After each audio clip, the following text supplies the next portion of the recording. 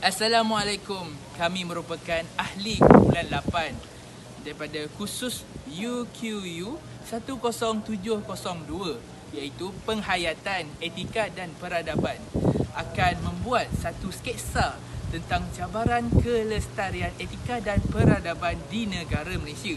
Sebelum itu, saya akan memperkenalkan ahli kumpulan saya yang terdiri daripada Iman Najihah, Nur Zati, Ahmad Farhan, Hai, saya Farhan. Nur Fitrah, Hai, Assalamualaikum. Saya Nur Fitrah Liana. Azra, Hai, Assalamualaikum. Nama saya Azra Atiran Tashad. Amy Hai, Assalamualaikum. Nama saya Nur Amy. dan saya Azri Naim. Ramai yang kurang faham mengenai apa itu kelestarian etika dan peradaban di negara Malaysia.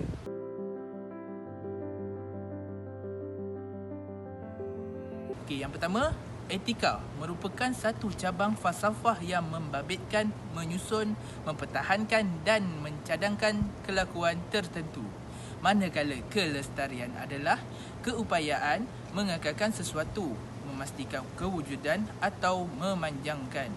Manakala peradaban merupakan peradaban dan pembaikan dalam budaya sosial.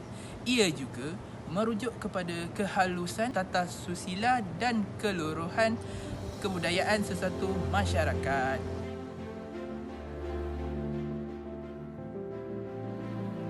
Mengapa kajian ini penting pada masa kini? Ianya untuk memahami konsep kelestarian dan juga untuk mengenal pasti cabaran-cabaran kelestarian dan peradaban dalam konteks di dalam Malaysia. Menganalisa strategi dan langkah ke arah kelestarian etika dan peradaban dalam konteks dalam Malaysia. Tambahan pula, pelbagai trik memilih untuk merdeka dan menjadi rakyat persekutuan Tanah Melayu.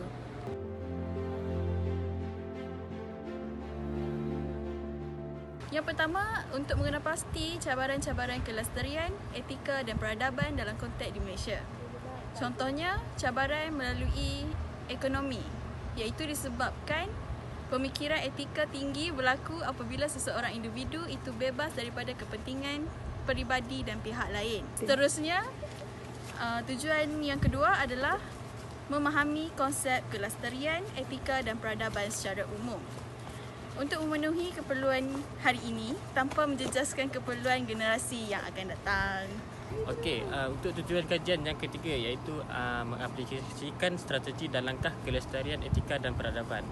Okey, untuk part yang ini, setiap lapisan masyarakat tu kena ada pemikiran dan sikap. So, setiap lapisan masyarakat tu kena bina sikap dan pemikiran sendiri.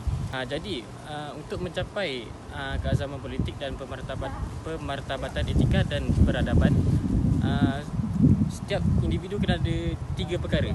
Apa 3 perkara tu iaitu budaya ilmu, nilai-nilai moral dan juga akhlak dan integriti. So 3 perkara ni kena dijunjung tinggilah untuk mencapai keazaman politik.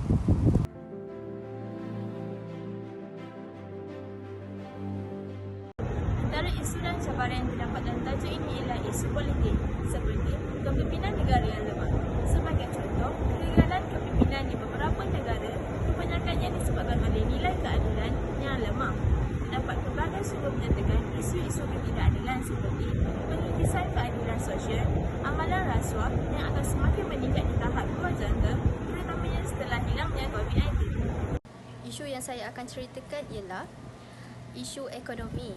Isu ekonomi yang di mana masyarakat mementingkan kebendaan akbar. Tahukah anda apa itu kebendaan akbar? Kebendaan akbar atau lebih dikenali sebagai materialistik merupakan perkara yang di mana seseorang itu dibadikan melalui kemewahan, harta, kereta, rumah dan juga pakaian yang mereka sedang pakai. Mereka yang mempunyai harta ni dan pangkat yang tinggi perlu dipandang tinggi dan dihormati sehingga mereka mengetepikan nilai etika yang ada dalam diri mereka. Contohnya, ibu bapa yang mementingkan kerja berbanding anak-anak mereka kerana mereka lebih mementingkan untuk mengumpulkan wang dan untuk menjadikan mereka lebih mewah. Disebabkan isu ini, maka terhasillah manusia dan masyarakat yang angkuh dan sombong dalam masyarakat kita.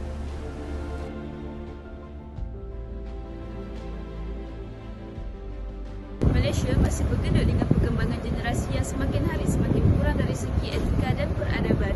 Punca yang paling realistik yang boleh dikaitkan adalah media sosial. Ini adalah kerana media sosial sekarang tiada penyekatan yang serius dan melalui ini juga generasi baru melihat realiti kehidupan yang berkait rapat dengan etika dan peradaban. Malaysia merupakan satu negara yang masyarakatnya plural dan bahasa yang mudah difahami adalah masyarakat berkilang kaum. Kerajaan berusaha demi yang terbaik supaya tiada penindasan kaum. Namun, ianya adalah satu cabaran yang besar kerana kerajaan tidak berkemampuan untuk mengawal atau membendung dengan sepenuhnya.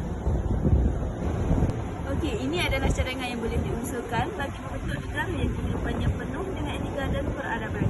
Ianya adalah dengan kerajaan sentiasa mengadakan kempen berdasarkan etika dan peradaban yang disertai oleh masyarakat berbilang kaum di Malaysia, iaitu Cina, Melayu, India dan sebagainya, agar masyarakat lebih terbuka mata tentang pentingnya sebuah etika. Justru itu, jika kita ingin meningkatkan semula etika dan peradaban, kita hendaklah seliang bagai tebu, serumpun bagai serang, agar usaha yang dijalankan dapat berbuah. Dengan ini, kita perlu berganding bahu untuk memupuk hidup yang beretika di kalangan masyarakat dan negara.